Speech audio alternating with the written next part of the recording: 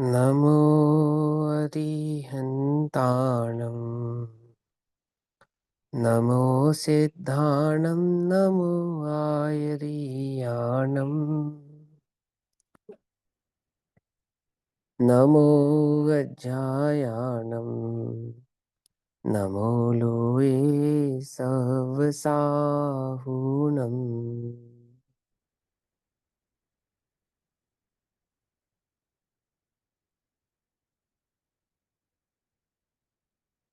मङ्गलं भगवान् वीरो मङ्गलं गौतमौगणी मङ्गलं कुन्दकुन्दार्त्यो जैनधर्मोऽस्तु मङ्गलम् सर्वमङ्गल्यमाङ्गल्यं सर्वकल्याणकारकं प्रधानां सर्वधर्माणां जैनं जयतु शासनम्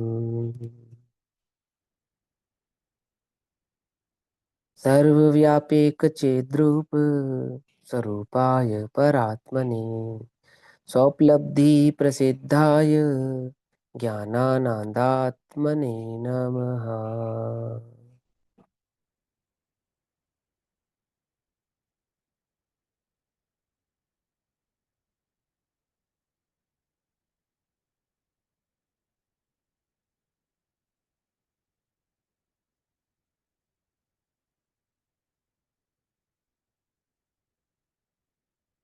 हमारे दोपहर कालीन कक्षा का विषय चल रहा है आचार्य कुंद देव द्वारा रचित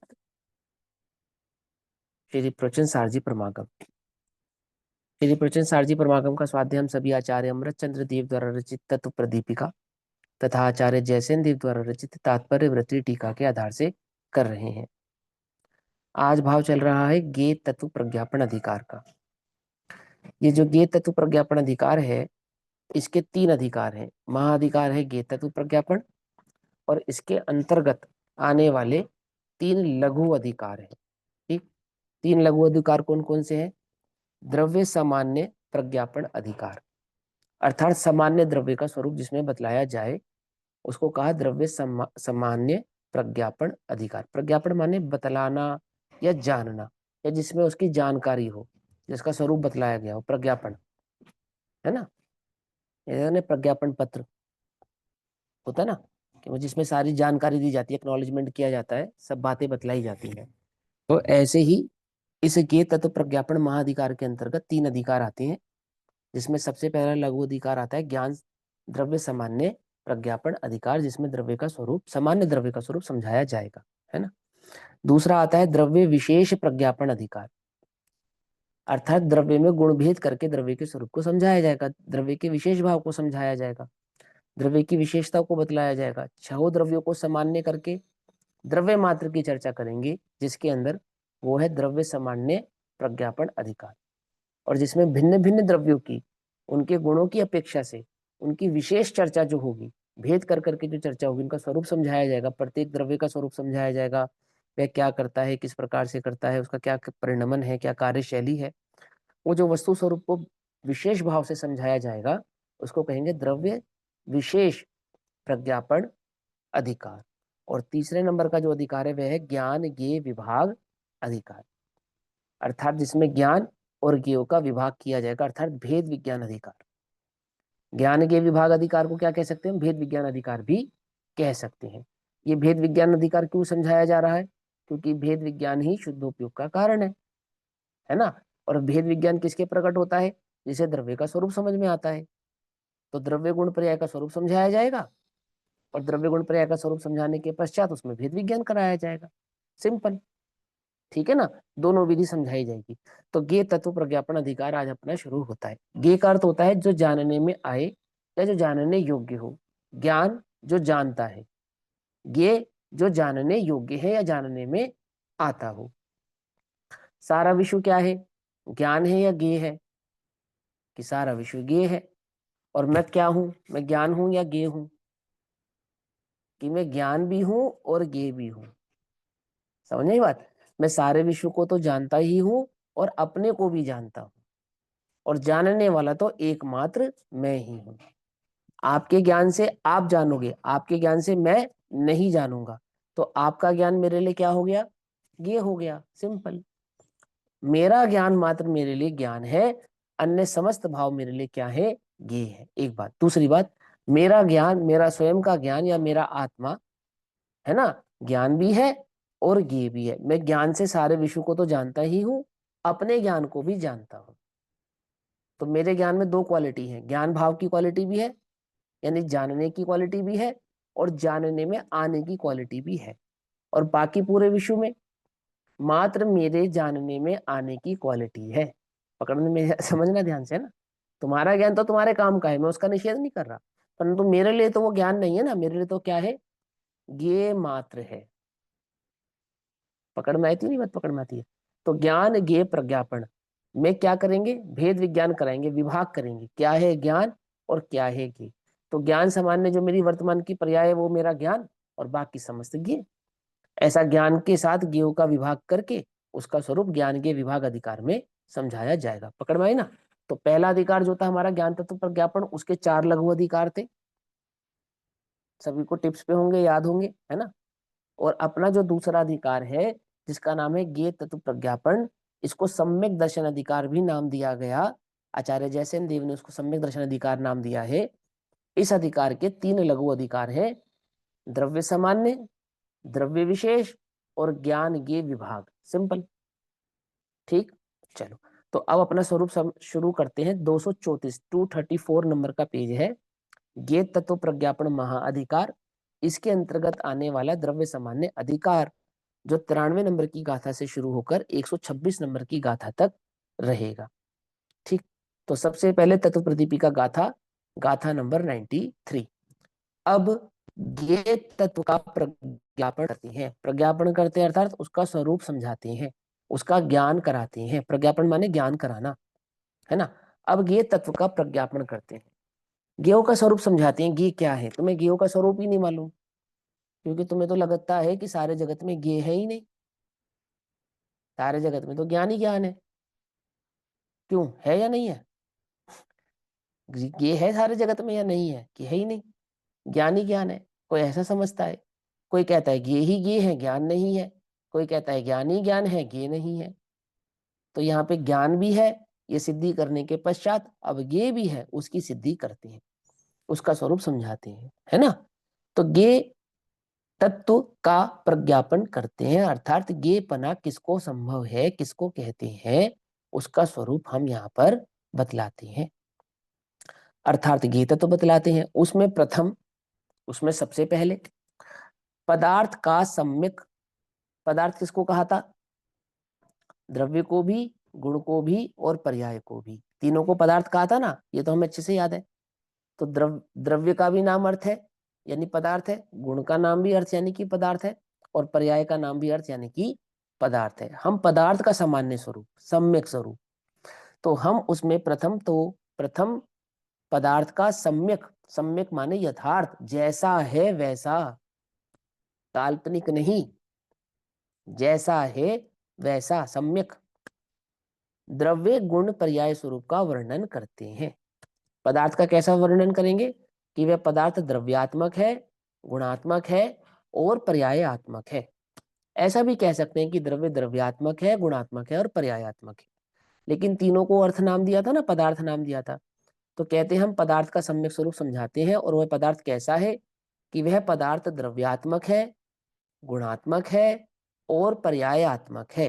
पर्याय बिना का पदार्थ नहीं होता, गुण बिना का पदार्थ नहीं होता और द्रव्य बिना का पदार्थ नहीं होता। तीनों अविनाभावी संबंध वाले हैं। पदार्थ जब भी होगा वह द्रव्य गुण पर्याय वाला ही होगा, है ना। ऐसा हम उसका सामान्य स्वरूप, सामान्य, पहले द्रव्य समझ ले किसको कहना। ये तो हम हमारी बलि होनहार समझो, पुण्य का उदय समझो, कि हम स्वाध्याय में काफी लंबे समय से हैं, पढ़ रहे हैं, समझ रहे हैं, तो जैन सिद्धांत प्रवेशिका आदि के माध्यम से अथवा बाल बोध आदि की पुस्तकों के माध्यम से हमने द्रव्य के सामान्य और विशेष स्वरूप को भली प्रकार से समझा है। लेकिन यहाँ आचार्य देव तो ये मानकर चल रहे हैं कि आपको द्रव्य का और पदार्थों का स्वरूप भली प्रकार से ज्ञान में नहीं, ठीक। तो उसका भली प्रकार से ज्ञान करा रहे हैं। आ रही बात समझ में? नहीं, मैं चैतन्य द्रव्य हूँ या अथवा मैं चैतन्य तत्व हूँ, ऐसा जब समय सार में कहेंगे कि मैं ज्ञान हूँ, मैं ज्ञेय नहीं हूँ, तो वो ज्ञेय क्या है, कौन है, क्या उसका स्वरूप है, उसका यहाँ पर विवरण देंगे। कौन सा ज्ञेय है वो जो मैं नहीं हूँ, और कौन है वो ज्ञान जो मैं हूँ। तो ज्ञान में हूँ, तो ज्ञान कैसा है, द्रव्य है, गुण है या पर्याय है। सम्यक सम्यक ज्ञान कराना ना, सम्यक श्रद्धा। तो यहाँ समझाएंगे कि वो ज्ञान द्रव्यात्मक, गुणात्मक, पर्यायात्मक भाव वाला एक ज्ञान है। ज्ञान कहने का तात्पर्य क्या है कि ज्ञान जब हम कहें ज्ञान, तो ज्ञान कोई पर्याय नहीं, ज्ञान कोई गुण नहीं, और ज्ञान कोई द्रव्य मात्र नहीं। ज्ञान तो द्रव्य गुण पर्याय वाला एक भाव है, एक तत्व है, एक पदार्थ है। समझ में बात नहीं समझ। और उस एक पदार्थ में, जो एक पदार्थ है वो द्रव्य, उसके गुणात्मक भाव से कैसे पहचाना जाए उसको, उसके पर्यायात्मक भाव को किस प्रकार से समझा जाए, और उसके द्रव्यात्मक स्वभाव को किस प्रकार से समझा जाए, है ना। भेद करना भी सिखाएंगे, दृष्टि के विषय में जाएंगे तो पर्याय की दृष्टि नहीं करना, आदि आदि दृष्टि नहीं करना, वो सब चर्चा आएंगी, उसकी चिंता नहीं करना। लेकिन यह सामान्य स्वरूप से समझना शुरू करेंगे, बिल्कुल सामान्य एकदम। तो क्या कहते हैं, सबसे पहले 93 नंबर की गाथा कहती है कि अथौ खलु दव्वमौ दव्वाणि गुणपग्गाणि भडिदाणि तेहिं पुणुपज्जाया पज्जै मूढ़ा ही पर समया। है, पर्याय मूढ़ ही मिथ्या दृष्टि है। मूढ़ माने, मूढ़ माने जो स्वरूप को नहीं जानता। किसके स्वरूप को नहीं जानता, द्रव्य गुण पर्याय के स्वरूप को नहीं जानता, और पर्याय मात्र को ही द्रव्य या गुण मान बैठा है, या पर्याय है बस इतना ही जानता है, द्रव्य गुण को पहचानता ही नहीं। जो पर्याय में मूढ़ हो गया है, गाफिल हो गया है, पागल हो गया है, बुद्धिहीन हो गया है, कोई खबर नहीं पड़ रही है, जो देख रहा है, समझे नहीं समझे, बस उसी को समझ रहा है कि जो कुछ है यही है। पर्याय मूढ़ ही पर समय, अर्थात पज्जे मूढ़ा ही पर समय है। तो खाली पर्याय मूढ़ता है उसको, ऐसा नहीं। जो पर्याय में मूढ़ है वो द्रव्य गुण पर्याय तीनों में मूढ़ है। क्यों, क्योंकि पर्याय गुण के बिना नहीं होती, गुण द्रव्य के बिना नहीं होते, अविनाभावी होने के कारण न उसको द्रव्यात्मक स्वभाव की खबर है, न गुणात्मक स्वभाव की खबर है, न पर्यायात्मक स्वभाव की खबर है। उसे तो पदार्थ की खबर ही नहीं है, वो तो मूढ़ है। बोले किस में मूढ़ है, बोले पर्याय में उलझा हुआ है। कहाँ उलझा हुआ है, पर्यायों में उलझा हुआ है। पर्यायों के स्वरूप को भी नहीं जानता है, ये पर्याय है ऐसा भी नहीं जानता है। परंतु वो जहां उलझा है, वो सारा का सारा भाव क्या है, वो सारा का सारा प्रस्तुत भाव पर्याय मात्र है। संसार क्या है, पर्याय है। चार गति क्या है, पर्याय है। पाप पुण्य का उदय क्या है, पर्याय है। मनुष्य पर्याय, त्रियंच पर्याय, देव पर्याय, नारकी पर्याय, पर्यायों में उलझा हुआ है। आई बात समझ नहीं, वही मूड हो रहा है। क्यों हो रहा है, क्योंकि द्रव्य के सम्यक स्वरूप को जानता नहीं है। तो क्या कहते हैं, सब पदार्थ है द्रव्य रूप, अरु द्रव्य गुणात्मक कहे गए, द्रव्य गुणों से पर्याय, पर्याय मूड पर समय अरे। है ना, पर्याय कैसी है कि द्रव्य और गुण के बिना नहीं होती, और उसकी उसे खबर नहीं है ना, तो वो मूड है। सब पदार्थ है द्रव्य रूप, जितने भी पदार्थ हैं अर्थात जो भी पर्याय हैं, समझना ध्यान से, जितने भी पदार्थ है मतलब जो पर्याय है वो भी पदार्थ है ना, जो पर्याय है वो भी पदार्थ है या नहीं है। तो ये सब पर्याय कैसी है, ये बिना द्रव्य के नहीं है। सब पदार्थ है द्रव्य रूप, सब पदार्थ है द्रव्य रूप। पदार्थ कैसा है, द्रव्य रूप भी है, गुण रूप भी है, और पर्याय रूप भी है। तो पर्याय पदार्थ है या नहीं है, है।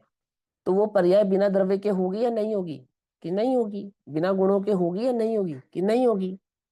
और द्रव्य गुणों के बिना वो पर्याय नहीं होती है, ऐसा नहीं जानने वाला मात्र उन पर्यायों में जो उलझा हुआ है, वो क्या है, वो मिथ्या दृष्टि है, परसमय है, मोही है और मूढ़ है। ऐसा सब पदार्थ है द्रव्य रूप, और द्रव्य गुणात्मक कहे गए, द्रव्य गुणों से पर्याय, पर्याय मूड पर समय अरे। ठीक, अब आचार्य देव कहते हैं पदार्थ द्रव्य स्वरूप है, अर्थात पदार्थ कैसा है कि वो तीन भाव वाला है, द्रव्य गुण पर्याय और उत्पाद व द्रव्य।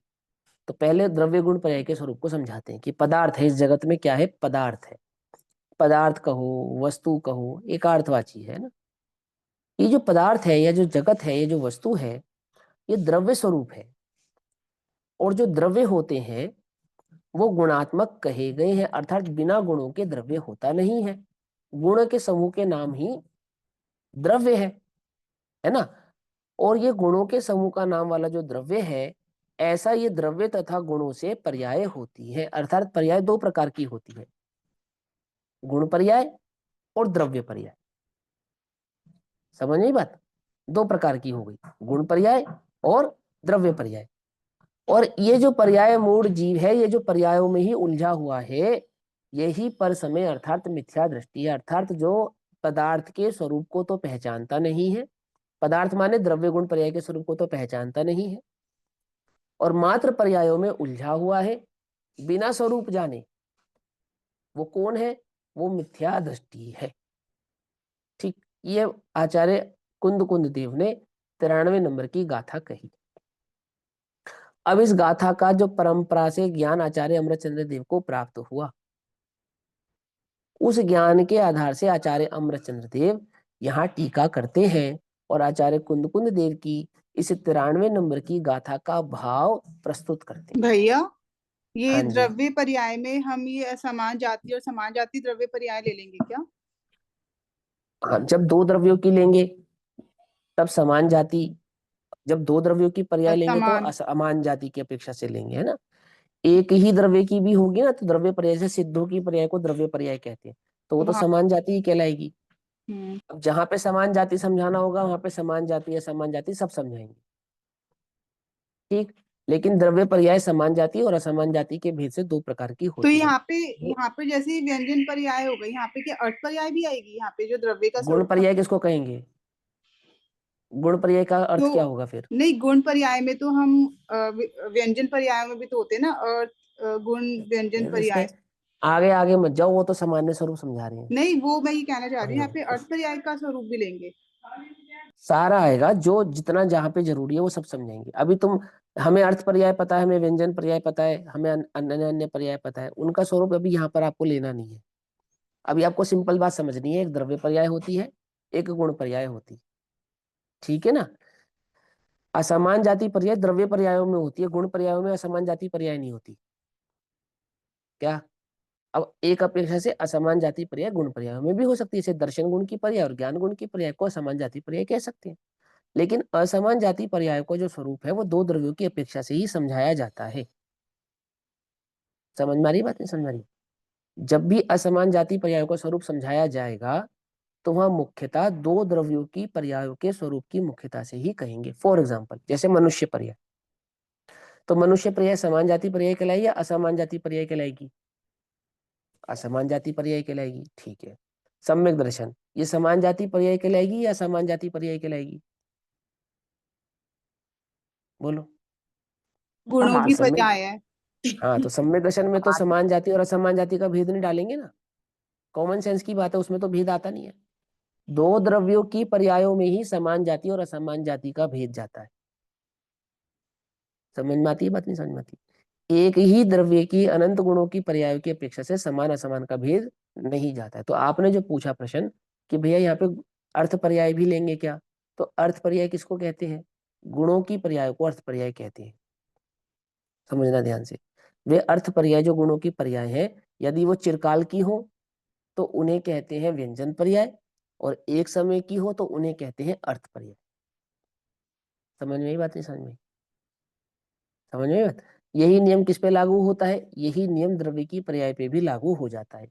लेकिन अभी यहाँ पे व्यंजन और अर्थ का भेद ना करके बहुत सामान्य तरीके से आपको समझा रहे हैं। आप तो ये मान के चलो कि हमें कुछ नहीं पता, मुझे भी कुछ नहीं पता, मुझे तो जो आचार्य देव कहेंगे वहां से हम इसको समझना और सीखना चालू करेंगे, और जिस राह से ये लेकर जाएंगे उसी राह से हम चलेंगे, है ना। तो अब आचार्य देव यहाँ पर टीका करके समझाते हैं 235 नंबर की पेज पर। अब टीका पढ़ने से पहले मैं आपको एक छोटा सा स्वरूप समझाता हूं कि कोई भी जगत में जो द्रव्य होता है, पदार्थ होता है, कोई भी जगत में जो पदार्थ होता है वो कैसा होता है कि वो द्रव्य क्षेत्र काल भाव वाला होता है। क्या कहा? पदार्थ कैसा होता है कि वो द्रव्य, क्षेत्र, काल और भाव, ऐसे 4 भाव वाला होता है। जगत की कोई भी वस्तु होगी तो उसकी कोई लंबाई होगी, कोई चौड़ाई होगी, कोई मोटाई होगी, ये सब उसके होंगे या नहीं होंगे?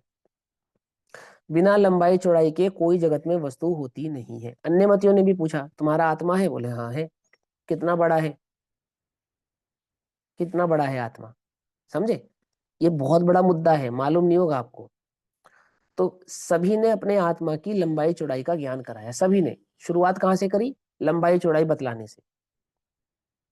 तो किसी ने तो कहा अंगुल के बराबर जितना है, किसी ने कहा राई के दाने जितना है, समझना ध्यान से, है ना। किसी ने कहा कि वो ज्योति स्वरूप है, और जैन दर्शन ने कहा कि भैया हमारे आत्मा की जो चौड़ाई है वो असंख्यात प्रदेशी है। बोले असंख्यात प्रदेशी मतलब ये कैसा है? ये कैसा आत्मा है कि जितना बड़ा लोक है उतना बड़ा आत्मा है। समझ में? बात नहीं समझ में? तो वो कहते हैं कि जितना बड़ा लोक है उतना बड़ा आत्मा है। तो चींटी के शरीर में आत्मा कैसे जाता है? समझे ना ध्यान से।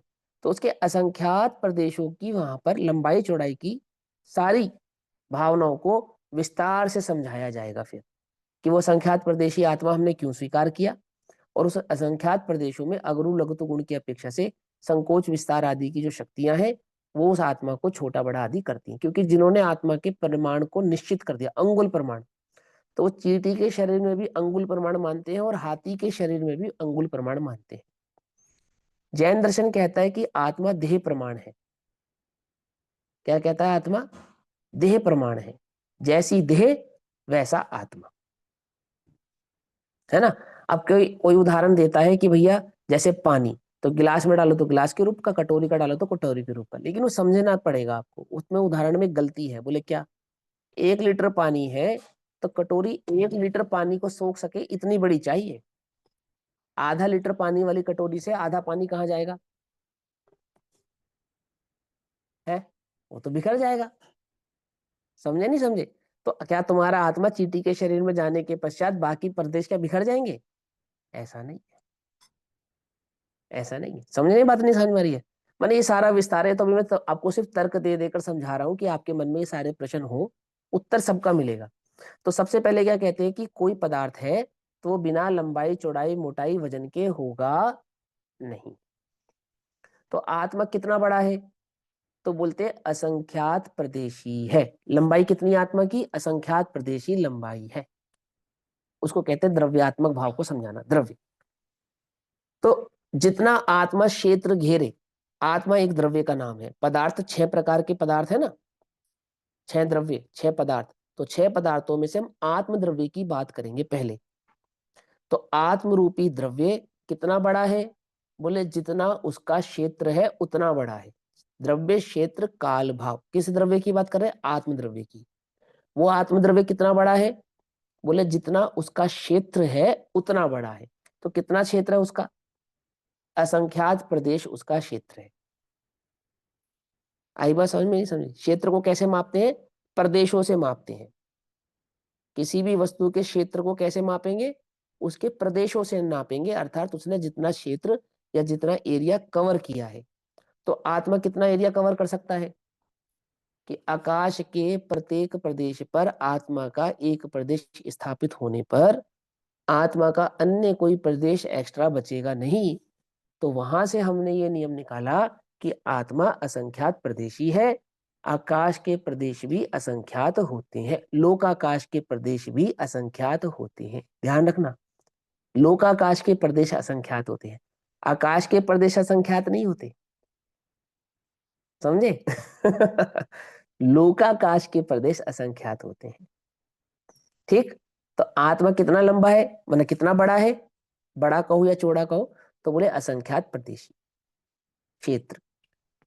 मोटाई भी आत्मा के क्षेत्र में ही काउंट होती है, उसको गुणात्मक भाव से कवर करते हैं कि आत्मा कितना मोटा है, तो बोले जितने गुण है उतना मोटा है।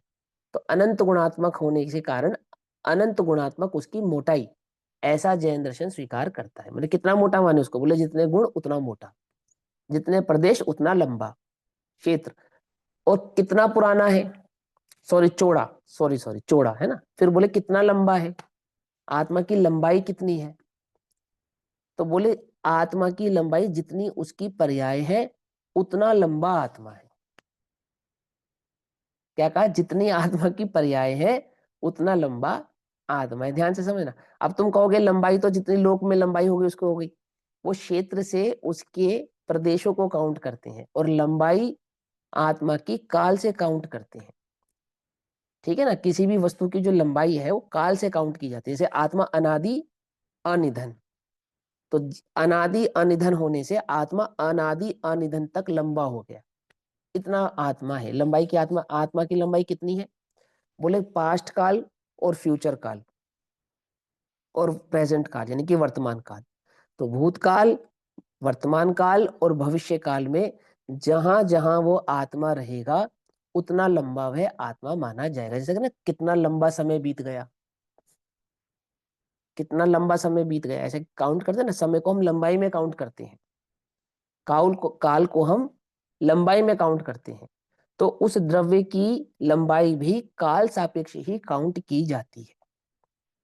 बहुत लंबा समय बीत गया, समझ में आई बात नहीं, समझ में, लंबाई समय, ये वाली लंबाई नहीं, ये जैसे पुस्तक की लंबाई है ऐसा नहीं, ये कितना लंबा है ऐसा नहीं, ये सारा का सारा क्षेत्र का पार्ट है।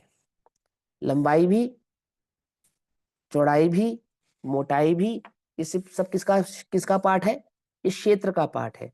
तो आत्मा असंख्यात प्रदेशी अनंत गुणात्मक होने से, है ना, उसकी जो चौड़ाई है और उसकी जो मोटाई है वो गुण और प्रदेशों से काउंट करते हैं, और आत्मा की जो लंबाई है वो उसकी पर्यायों से काउंट की जाती है। काल नय की अपेक्षा से, काल नय कहो या पर्याय नय कहो एक ही बात है। ठीक, तो क्या कहते हैं आत्मा कितना लंबा है, बोले जितना लंबा उसका संसार में काल है या लोक में काल है उतना लंबा आत्मा है।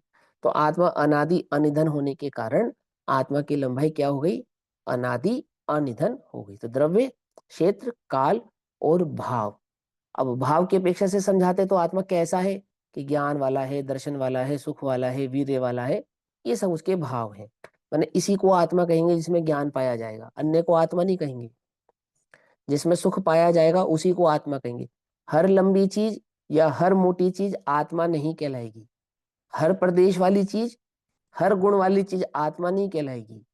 तो उसके भाव से पहचानेंगे कि ये ज्ञान जिसमें होगा यही आत्मा कहलाएगा, अन्य कोई आत्मा नहीं कहलाएगा। समझ में बात। तो द्रव्य, क्षेत्र, काल, भाव। द्रव्य कैसा है, असंख्यात प्रदेशी, अनंत गुणात्मक, अनादि निधन और अपने ज्ञान दर्शन सुख वीर्य भाव वाला। पकड़ में आ गई बात, सिंपल सी बात ना, कोई मुश्किल है। द्रव्य है, बोले हाँ है। कैसा है, असंख्यात प्रदेशी है, अनंत गुणात्मक है, अनादि निधन है, और आत्म द्रव्य है तो ज्ञान दर्शन सुखवीर्य वाला है।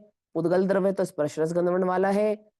धर्म द्रव्य है तो गमनागमन की शक्ति देने वाला है। अधर्म द्रव्य है तो स्थित करने वाला है। आकाश द्रव्य तो अवगाहन देने वाला है। काल द्रव्य है तो द्रव्य काल अपेक्षा से समझाने वाला है, मतलब जिसमें व्यवहार काल और निश्चय काल आदि का भेद हो या पर्यायात्मक भाव की जो गणना करने वाला हो, तो वह काल द्रव्य है, वो काल भाव वाला है। पकड़ में आई बात, मुश्किल तो नहीं है। मुश्किल लगे तो बताओ, और कोशिश करेंगे इसको आसान करने की। सिंपल हो गई। द्रव्य है, बोले हाँ है। कितना बड़ा है, माने कितना चौड़ा है, असंख्यात प्रदेशी।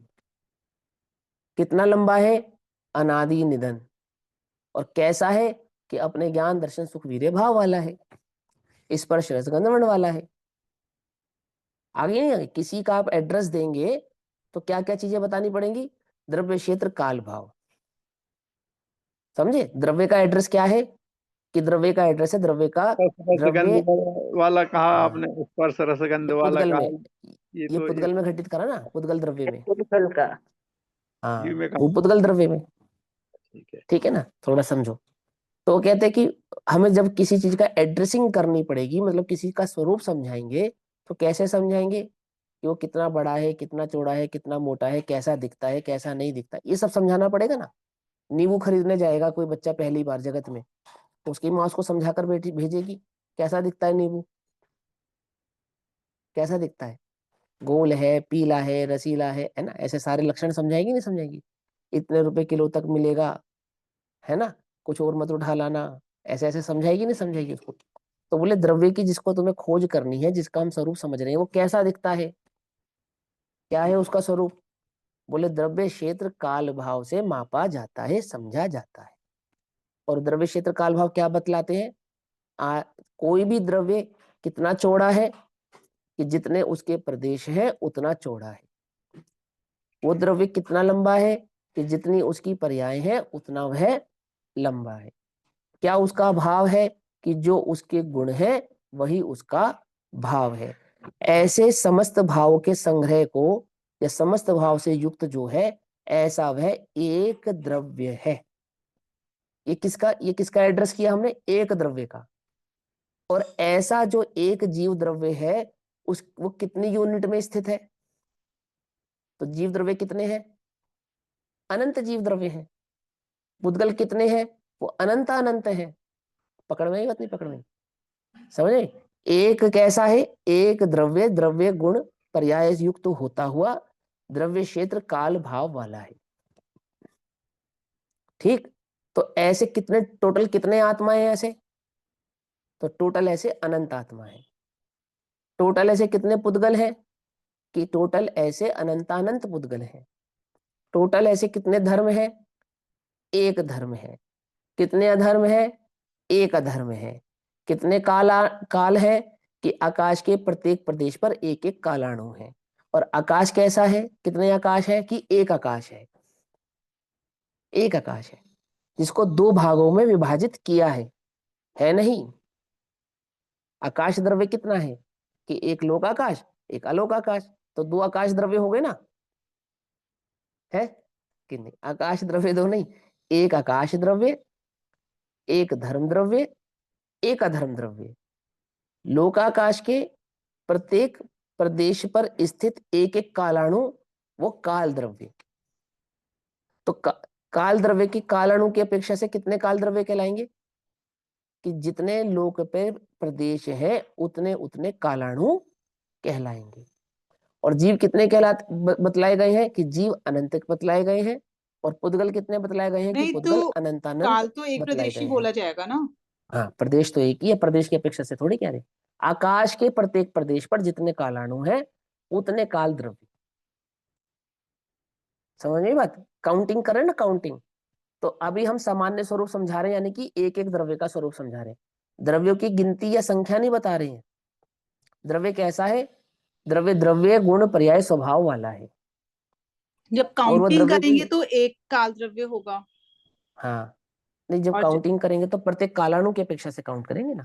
अच्छा, आकाश के प्रत्येक प्रदेश पर एक कालाणु, एक काल द्रव्य काउंट होगा। ठीक, आकाश आकाश द्रव्य की अपेक्षा से कितने काउंट होगा, द्रव्य एक द्रव्य संग्रह से काउंट होगा। धर्म द्रव्य कितने काउंट होंगे, एक धर्म द्रव्य काउंट होगा। अधर्म द्रव्य काउंट करेंगे तो कितने अधर्म द्रव्य मिलेंगे, एक अधर्म द्रव्य काउंट होगा। ठीक, पुद्गल द्रव्य काउंट करेंगे तो कितने मिलेंगे, अनंत अनंत पुद्गल काउंट होंगे। और जीव काउंट करेंगे तो कितने मिलेंगे, जीव अनंत काउंट करेंगे, अनंत मिलेंगे। ठीक, आ गई बात समझ में, कोई ने मुश्किल है इसमें। भैया, आपने हाँ, आकाश को बोला कि आकाश एक प्रदेशी है, आकाश असंख्यात प्रदेशी है। मैंने एक परदेशी नहीं बोला है, आकाश एक द्रव्य है ऐसा बोला। एक द्रव्य है पर असंख्यात हाँ, प्रदेशी हुआ ना। हाँ, अनंत प्रदेश, अनंत अनंत प्रदेश है आकाश के भी, लेकिन वो लोक आकाश के असंख्यात प्रदेश है। असंख्यात प्रदेश है। वो आपने उस हाँ, दिन मुझे भी समझाया था ना कि काल को हम एक आकाश, आकाश के एक परमाणु पे एक काल द्रव्य मानते हैं। वो इस हाँ, एक काल द्रव्य क्योंकि प्रदेश पर, अगर आकाश के एक प्रदेश पर। अगर नहीं मानेंगे तो काल चक्र चलेगा ही नहीं, वो वहीं का वहीं रुक भी नहीं, जाएगा। वो हाँ, आपने हाँ, बताया था। और भी चीजें हैं उसके परिणमन में, और भी समस्या आएंगी। ये सारा स्वरूप अभी आपको प्रवचन सारजी में समझाया जाएगा, प्रत्येक काल द्रव्य का स्वरूप भी समझाएंगे आपको, है ना।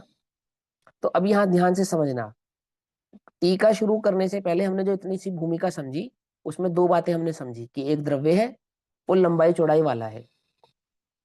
तो उसके लंबाई चौड़ाई स्वभाव को कैसे मापा जाता है कि प्रदेशों से चौड़ाई को और पर्यायों से लंबाई को, उस द्रव्य की लंबाई चौड़ाई को इस तरह से काउंट करते हैं।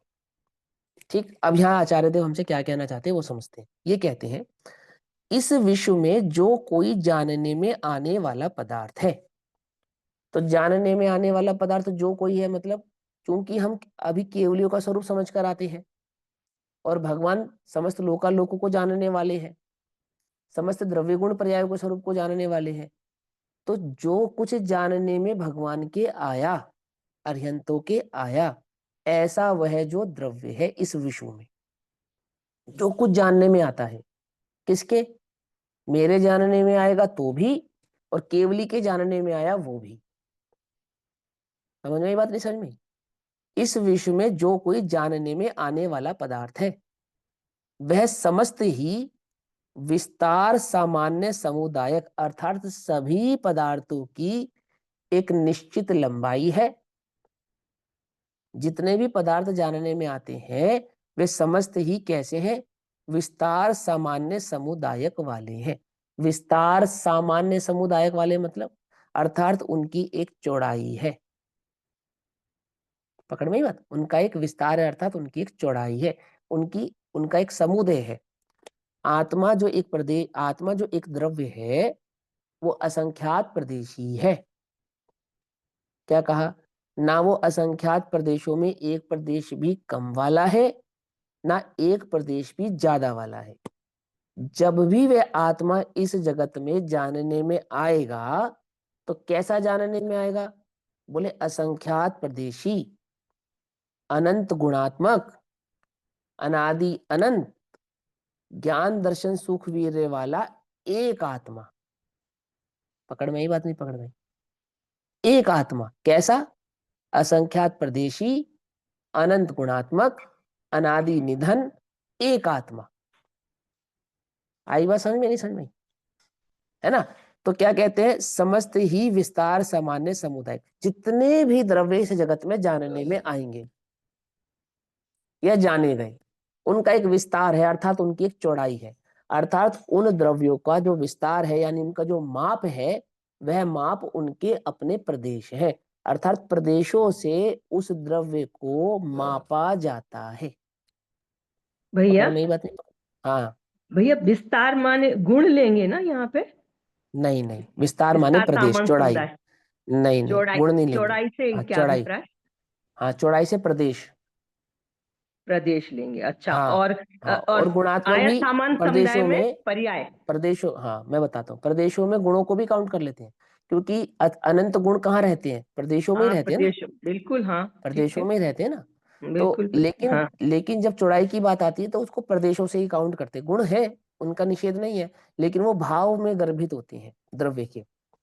और चौड़ाई की अपेक्षा से अभी जब आप कक्षा को शुरुआत से सुनेंगे तो मैंने वहां समझाया कि कितनी उसकी चौड़ाई है, तो हमने उस द्रव्य की चौड़ाई को माना प्रदेश और मोटाई को माना गुण। तो चौड़ाई और मोटाई वो प्रदेश और गुणों से मापी जाती है। हाँ जी, हाँ आधी जी, बात समझे? हाँ हाँ। जितने भी द्रव्य हैं जगत में, हम्म, कितने द्रव्य हैं, 6 द्रव्य हैं, सबकी मोटाई सामान्य है।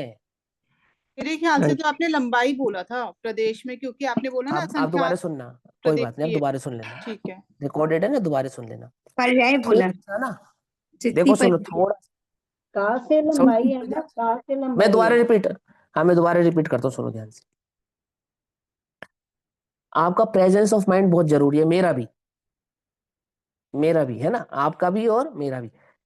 ये प्रकरण मुश्किल नहीं है, ये बिल्कुल भी मुश्किल प्रकरण नहीं है, लेकिन ये प्रकरण चाहता है आपसे प्रेजेंस ऑफ माइंड। आप ये तत्व प्रज्ञापन जो समझने बैठे हैं, ये भव का अभाव करने की विधि समझने बैठे हैं। क्या शर्त लगाई थी, द्रव्य गुण पर्याय के स्वरूप को समझे बिना आत्म अनुभूति को प्राप्त होगा नहीं। ये शर्त लगाई थी नहीं लगाई थी? फिर बाद में आपको और मोटिवेट किया कि सुनो दूसरा उपाय नहीं है। ये जो बार बार समझाया ना दूसरा उपाय नहीं है, वो बस इसीलिए समझाया, चारों ही गतियों के जीवों के पास दूसरा उपाय नहीं है। तुम्हें अपनी बुद्धि का व्यापार थोड़ा यहां लगाना पड़ेगा। ये समझना पड़ेगा। मात्र आत्मा हूं जानने से आत्मा जानने में नहीं आता। सभी जगत जगत में जीव आत्मा है ऐसा मानते हैं। ऐसा जगत में कौन है जो आत्मा है नहीं है मानता है? जो चार वाक मत था बस एक वो नहीं मानता था, बाकी तो सभी मानते कि है। ये यूं कहो वर्तमान में चार वाक मत का जो भैया है विज्ञान, वो नहीं मानता, लेकिन अब वो विज्ञान भी थोड़ा सोच में पड़ा है कि माने या नहीं माने, है ना। मतलब कुल मिला के एक मत होके विश्व में ये बात लॉजिकली समझ में आती है कि एक ऐसा चैतन्य द्रव्य है जो आज भी है, जो कल भी था, वो कल भी होगा, अर्थात है ना। उसका एक अस्तित्व है, उससे आप निषेध नहीं कर सकते। और उसका अस्तित्व कैसा है कि ना मिटने वाले अस्तित्व भाव वाला वह द्रव्य है। ठीक। अब ये कहते हैं कि जो भी पदार्थ जानने में आएगा, अब मैं पहले आपको लंबाई और मोटाई का भेद खत्म कर देता हूं। मोटाई सबकी समान है,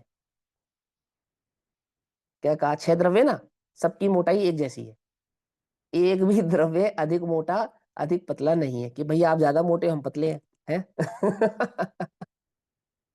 कि ये तो पर्याय है, हम द्रव्य की बात कर रहे हैं, ठीक है ना।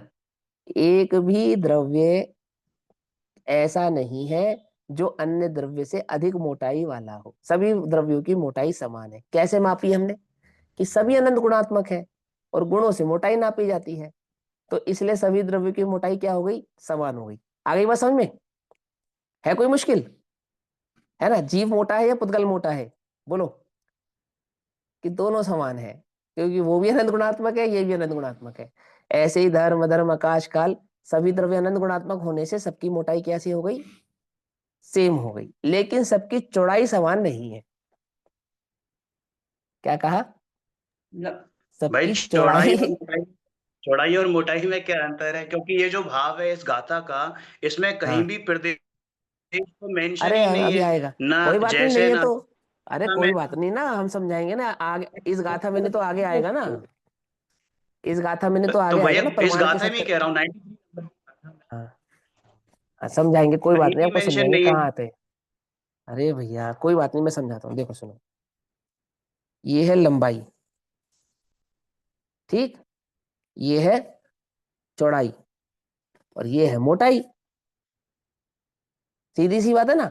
अब चौड़ाई में और मोटाई में क्या अंतर है? बोलो, अंतर है या नहीं है? ये चौड़ाई तो आप में और ये तो मोटाई में अंतर है या नहीं है? अरे समझो तो सही मेरे भाई, आपका प्रश्न तो सुन लिया हमने, अब उत्तर भी तो सुनो। क्या लेंथ ब्रेथ हाइट की आप भी बात कर रहे हो? लेंथ ब्रेथ और हाइट। हाँ, लेंथ विड्थ और हाइट। पदार्थ जब भी जाना जाएगा समझा जाएगा, उसकी एक लंबाई होगी, उसकी एक चौड़ाई होगी, उसकी एक मोटाई होगी। समझे? अब भैया का प्रश्न ये है कि मैंने आचार्य अमृतचंद्र देव की और आचार्य जयसेन देव की टीका पढ़ी, पर वहां पे कहीं पे भी उसके प्रदेश या गुणों की अपेक्षा से लंबाई या चौड़ाई या मोटाई की बात नहीं आई है। नहीं, ये गुणों भैया की का प्रश्न अपेक्षा है। से तो करी गई है, प्रदेश कहीं नहीं आया है। गुण तो हाँ कहे प्रदेशों हैं, की, प्रदेश कहीं हाँ हाँ प्रदेशों की अपेक्षा से नहीं कही। तो मैं समझाता हूँ कहाँ के या कहाँ पे कही है। मैं समझाऊं प्रदेश कहाँ कही है? देखो गुण कहाँ रहते हैं? गुण कहाँ गुण रहते हैं? प्रदेश गुण में। द्रव्य में सब रहते हैं, गुण द्रव्य है असंख्यात प्रदेशी। हाँ सुनो, सुनो कि आप गुण कहाँ रहते हैं कि प्रदेशों में रहते हैं। सीधी बात, गुण कहाँ रहते हैं? प्रदेशों में रहते हैं। समझना ध्यान से। प्रदेश कितने होते हैं? कि प्रत्येक द्रव्य के अलग अलग होते हैं। हम जीव द्रव्य की बात करते हैं, तो जीव द्रव्य के प्रदेश कितने हैं? असंख्यात। और गुण कितने हैं? अनंत। अनंत। तो जहां गुण रहते हैं वो जगह तो कम है ना, गुण ज्यादा है। क्यों? गुण कहाँ रहते हैं? तो उनके रहने का जो स्थान है, मतलब गुणों का अपना कोई अस्तित्व प्रदेशों के बिना नहीं है। और वो जो प्रदेश है ना, प्रदेश, उसका नाम है द्रव्य। द्रव्य किसको कहते हैं? वो प्रदेश के संयोग या संयुक्त भाव का नाम है द्रव्य। इसीलिए द्रव्य को भी पदार्थ, गुण को भी पदार्थ और पर्याय को भी पदार्थ कहते हैं। समझना ध्यान से। हम द्रव्य की मुख्यता से चर्चा नहीं, पदार्थ की मुख्यता से चर्चा करेंगे। पदार्थ में द्रव्य किसको कहेंगे? प्रदेशों को। पदार्थ में गुण किसको कहेंगे? अनंत गुणों को। और पदार्थ में पर्याय किसको कहेंगे? परिणमन को। अब पकड़ में आई बात नहीं पकड़ में? क्या कहा? जो पदार्थ है उसमें जो द्रव्य है वो क्या है, वो प्रदेश है। पदार्थ में जो गुण है वो क्या है, वो अनंत गुण है, जिनको हम भाव भी कहते हैं। और पदार्थ में जो पर्याय है वो क्या है, वो पर्याय गुणों का परिणमन है। आती है बात समझ में, नहीं समझ में आती है ना? तो जब हमने वो पदार्थ जिसको हमने प्रदेश कहा, जैसे लड्डू, तो लड्डू जिसका आपने नाम दिया वो प्रदेश है ना, उसके प्रदेश है नहीं है कि बूंदी से जोड़ जोड़ के इतनी बूंदियों से वो एक लड्डू जैसा बन गया। तो एक लड्डू अर्थात उसमें इतनी इतनी बूंदियां, जिनके संयोगिक संयुक्त भाव को हमने लड्डू कहा। फिर उसमें गुण, कौन कौन से गुण, कि उसमें स्पर्श रस गंध वर्ण स्वाद आदि के जो गुण है वो गुण, समझ नहीं बात। और उसका परिणमन अर्थात वो आधा लड्डू, छोटा लड्डू, बड़ा लड्डू, मीठा लड्डू आदि आदि, जिन भावों को प्रकट कर रहा है। प्रत्येक द्रव्य को समझने के लिए इस जगत में क्या समझना पड़ेगा, उसकी बनावट को समझना पड़ेगा। बनावट को, जैसे आप नरक की बनावट पढ़ते हो, स्वर्गों की बनावट पढ़ते हो, आपको कैसे पता मैं मनुष्य हूं और वो गली का कुत्ता त्रियंच है?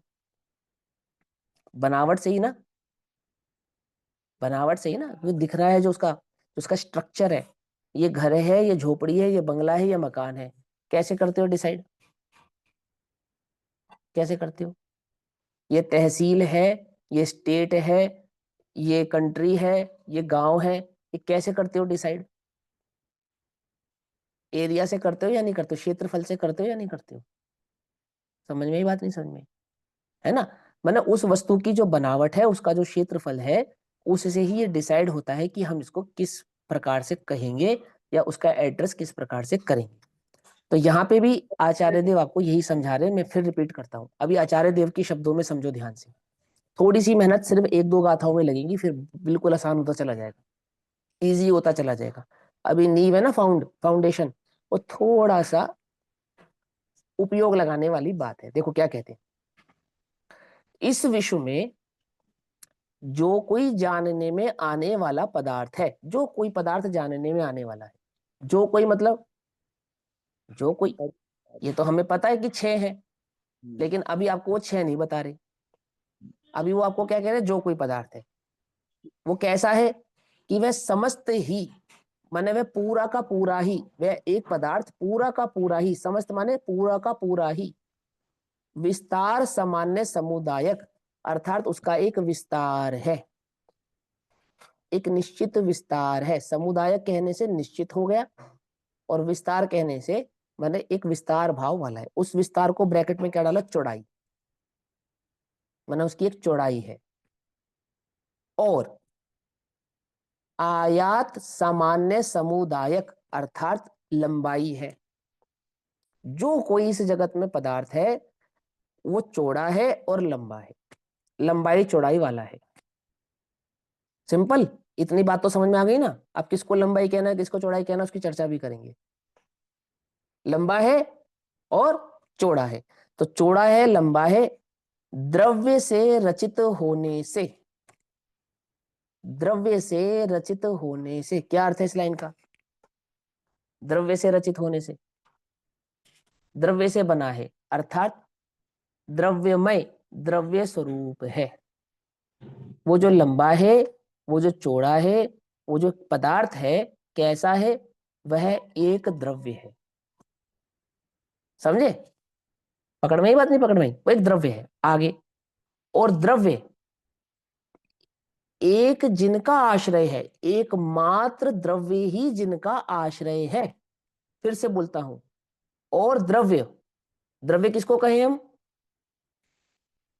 क्या कहा पहले लाइन क्या कही, लंबाई और चौड़ाई वाला एक पदार्थ है, वो द्रव्य है।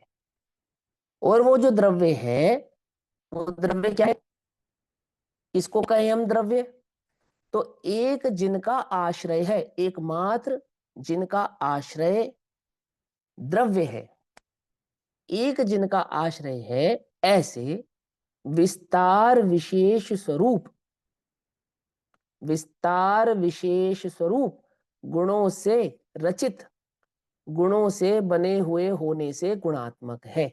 अब यहाँ पे विस्तार स्वरूप का अर्थ क्या हो गया, क्या हम कहेंगे यहाँ पे विस्तार समूह अर्थ हो गया चौड़ाई, है ना, क्योंकि विस्तार समूह किसको कह रहे हैं हम यहाँ पर, गुणों को कह रहे हैं। लेकिन वो जो गुण है उनका एकमात्र आश्रय कौन है, कहाँ रहते हैं वो, भैया कहाँ रहते ये लिखा था हाँ विस्तार सामान्य और यहाँ लिखा है विस्तार विशेष, क्या अंतर क्या है दोनों में? हाँ, विस्तार सामान्य और विस्तार विशेष की वो गुण एक गुण नहीं अनंत गुण है, तो उसको कहेंगे विस्तार विशेष, समझे। और सामान्य माने एक द्रव्य की बात कर रहे थे वहां पर, तो उस एक द्रव्य में कैसे है, विस्तार विशेष मतलब अनंत गुण है, एक से अधिक गुण है, गुणों से रचित अर्थात गुणों से बना हुआ होने से वह द्रव्य कैसा है, गुणात्मक है। अब मेरा प्रश्न है यहाँ पर इस लाइन में कि गुणों का जो एकमात्र आश्रय है वो द्रव्य है, वो द्रव्य किससे बना है, वो द्रव्य किससे बना है, प्रदेश असंख्य प्रदेश। गुणों के समूह है वो। गुणों के समूह को द्रव्य कहते हैं, सिंपल सी बात है ना, गुणों से बना है। लेकिन वो जो गुणों का समूह है उसका एक विस्तार है ना, जो कितना माने, अगर अनंत गुणों का अनंत विस्तार मानेंगे तो गड़बड़ हो जाएगी, क्या समझे। तो प्रत्येक गुण का अपना निजी विस्तार हो जाएगा या नहीं हो जाएगा, और अपना निजी विस्तार हो जाने से फिर वो द्रव्य कैसा हो जाएगा, खंडित हो जाएगा। तो इसका पूरा प्रॉपर वे क्या समझाते हैं कि एक द्रव्य है, द्रव्य के आश्रय एकमात्र आश्रय है द्रव्य जिनका, कौन है वो, गुण है, मतलब बिना द्रव्य के गुण कहीं पर भी प्राप्त नहीं होंगे। तो वो द्रव्य कैसा है कि अनंत गुणात्मक होने से गुणों के समूह का नाम तो द्रव्य है, ये बात तो ठीक है, लेकिन वो द्रव्य अपने आप में कैसा है, असंख्यात प्रदेश भाव वाला है। अब ये प्रदेश भाव यहाँ पे नहीं समझाए ना, इसका विस्तार आगे समझाएंगे आप। पकड़ में आती बात, नहीं पकड़ में आती, वो तो हमें अंडरस्टूड है तो हम अर्थ निकाल पा रहे हैं, अंडरस्टूड नहीं होगा तो गड़बड़ हो जाएगी, तो फिर हमें और बेसिक से पढ़ना पड़ेगा। और बेसिक से कैसे, मतलब वही जैन सिद्धांत प्रवेशिका के बेसिक भाव पे आना पड़ेगा या बाल बोध पर, फिर वहां से पढ़ते पढ़ते हम प्रवचन सार पे पहुंचेंगे। पकड़ में आई बात, नहीं पकड़ में, है ना। तो यहाँ क्या समझाते, एक द्रव्य है, कैसा है, विस्तार यानी कि चौड़ाई और लंबाई भाव वाला है। वो कैसा है, लंबाई और चौड़ाई वाला वो एक द्रव्य कि उस एक द्रव्य के आश्रय से अनंत गुण रहते हैं। उन अनंत गुणों को क्या कहते हैं, विस्तार विशेष स्वरूप कहते हैं। विस्तार विशेष से क्या पहचाना जाता है। अब आपने कहा कि भैया यहाँ तो चौड़ाई लिखी है, हम तो चौड़ाई को मापेंगे, कोई बात नहीं, अभी चौड़ाई नाप लो, है ना, अभी चौड़ाई नाप लो, लेकिन अभी आपको आगे चल के सिद्ध करेंगे कि चौड़ाई और मोटाई में क्या अंतर है। ठीक, देखो अब आगे क्या कहते हैं, होने से गुणात्मक है, और पर्याय जो कि आयात विशेष स्वरूप है। आयात किसको कहा था, लंबाई को। आयात किसको कहा था पीछे, लंबाई को। पर्यायों का स्वरूप कैसा है, लंबायमान है, अर्थात पदार्थ की लंबाई को हम कैसे मापेंगे, पर्यायों से मापेंगे। समझ में बात नहीं, समझ में। द्रव्य की मोटाई को या चौड़ाई को कैसे मापेंगे, प्रदेश और गुणों से मापेंगे। और पदार्थ की लंबाई को कैसे मापेंगे, सो हम पर्यायों से मापेंगे। मैं कितना लंबा हूं, जितनी मेरी पर्याय है। अब हम लंबाई को ऊंचाई से समझते हैं, ऊंचाई अलग चीज होती है, ऊंचाई और लंबाई में अंतर होता है। नीचे से लेकर ऊपर तक मकान की लंबाई नहीं, ऊंचाई है। समझ में आती है बात, नहीं समझ में आती है।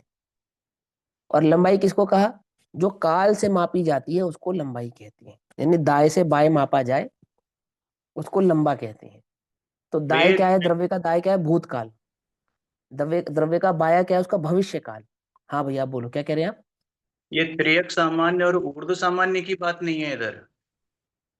हाँ एक अपेक्षा से कह सकते हैं, लेकिन त्रियक सामान्य गुणात्मक भाव को कहते हैं, द्रव्यात्मक भाव को कहते हैं, और ऊर्ध्व सामान्य पर्यायात्मक भाव को कहते हैं। लेकिन यहाँ पे की बात कर द्रव्य रहा के हूँ जो विस्तार। हाँ, लेकिन यहाँ पर त्रियक और ऊर्ध्व की अपेक्षा से चर्चा नहीं है। यहाँ पे तो द्रव्य गुण पर्याय की अपेक्षा से चर्चा है। हाँ, उनका एक नाम त्रियक सामान्य और ऊर्ध्व सामान्य ऐसा भी है। हाँ जी, हाँ ऊर्ध्व जी। सामान्य माने पर्यायात्मक, है ना, और त्रियक सामान्य अर्थात द्रव्यात्मक या गुणात्मक। मैंने जो स्थिर स्वभाव हो उसको कहते त्रिक सामान्य, और जो परिणमनशील वाला स्वभाव हो, आगे बढ़ते रहने वाला स्वभाव हो, तो आगे बढ़ना किसका काम हो, पर्यायात्मक, उसको कहते हैं ऊर्ध्व स्वभाव। अब ऊर्ध्व का शाब्दिक अर्थ तो होता है नीचे से ऊपर की ओर जाना, ऊर्ध्व का शाब्दिक अर्थ तो होता है नीचे से ऊपर की ओर उठना, लेकिन यहाँ पे शाब्दिक अर्थ नहीं लगेगा ना, यहाँ पे आगमार्थ लगेगा। समझ में बात नहीं समझ में? जैसे आत्मा शब्द का शाब्दिक अर्थ क्या है, जो अपने में रहे, तो छह द्रव्य अपने में रहने से छह द्रव्य आत्मा है, ये तो हो गया शाब्दार्थ। लेकिन आगमार्थ आत्मा का क्या है कि जीव द्रव्य की मुख्यता से आत्मा शब्द कहा जाता है, तो वहां पे आगमार्थ में आत्मा का अर्थ जीव है। अंतर समझ में आ रहा है या नहीं समझ में आ रहा है? आ रहा है ना? तो ऊर्ध्व स्वभाव थोड़ा सा व्याकरण लग सकता है आपको, थोड़ा सा मुश्किल लग सकता है, लेकिन मैं आपको फिर बता रहा हूं कुछ भी मुश्किल नहीं है, कुछ भी मुश्किल नहीं है, थोड़ी सी मेहनत करनी है आपको बस। और नहीं तो एक बात समझ लो, फिर वही धमकाने वाली बात है कि दूसरा कोई रास्ता नहीं है। समझे ना? वो तो धमकी हमें पहले ही मिल चुकी ना कि भैया दूसरा रास्ता नहीं है, एक ही है कि आपको द्रव्य गुण पर्याय का स्वरूप समझना पड़ेगा। मुश्किल नहीं है, बहुत इजी है, मैं कोशिश करता हूँ फिर समझाने की। तो पर्याय किसको कहा? अभी ऊर्ध्व सामान्य और त्रियक सामान्य आदि। अब एक बात और सुनो भाई, सभी लोग सुन लो ध्यान से, सभी के लिए ये बात है ना, बुरा नहीं मानना मेरी बात का। कोई विशेष शब्द जो आपके संज्ञान में है, जैसे ऊर्ध्व सामान्य और त्रियक सामान्य भी भैया ने पूछा, कक्षा में सबके समक्ष पूछना नहीं, तुम तो अकेले में पूछ लेना हमसे, क्योंकि जब वो ऊर्ध्व सामान्य और तिर्यक सामान्य की बात आएगी तब मैं आप ही वो बात समझा दूंगा, नहीं भी आएगी तो भी समझा दूंगा, पक्का मेरा वादा है आपसे। एक भी ऐसी